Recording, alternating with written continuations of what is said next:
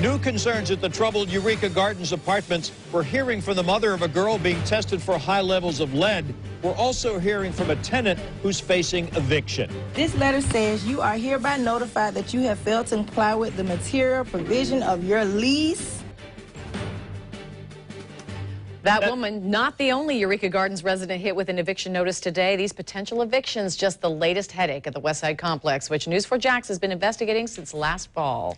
We've shown you some deplorable living conditions there, the latest being a possible case of lead poisoning. A woman tells us her young daughter has had a blood test which revealed an abnormal level of lead. Channel 4's Scott Johnson has been talking with residents there and is joining us now live. Scott?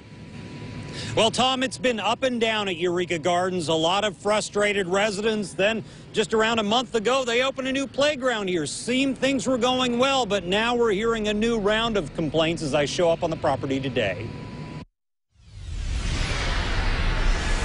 I met up with Alexis Silas, who asked to not show her face. She's concerned about a recent medical test on her 4-year-old daughter that showed unusual levels of lead in her blood work. She never told me the score or anything because the HIPAA policy, they didn't want to discuss anything over the phone.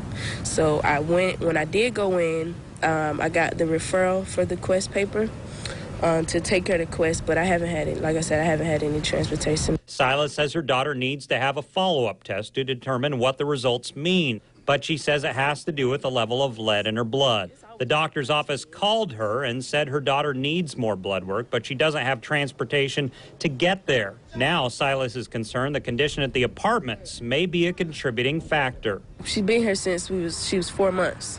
You know, she's never been in daycare. She never been staying the night at no one's house. If it's not the apartment itself, it's probably the water. And while we were there covering this latest issue to arise, we witnessed an apartment worker stopping by many apartments and dropping off some sort of a letter. This letter says you are hereby notified that you have failed to comply with the material provision of your lease or Florida law as it applies to the tenants. Dwan Wilson received one. It says a recent HUD inspection shows her apartment wasn't clean enough, and if it wasn't improved in 10 days, her lease may be terminated. They said I violated my house lease. I don't know how.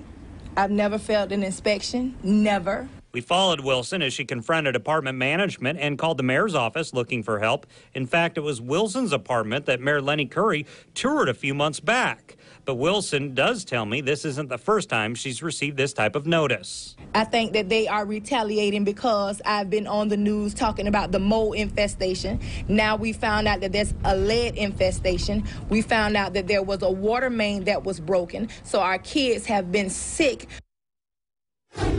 Now, I contacted Reverend Richard Hamlet, who runs the Tennessee-based ministry that owns Eureka Gardens.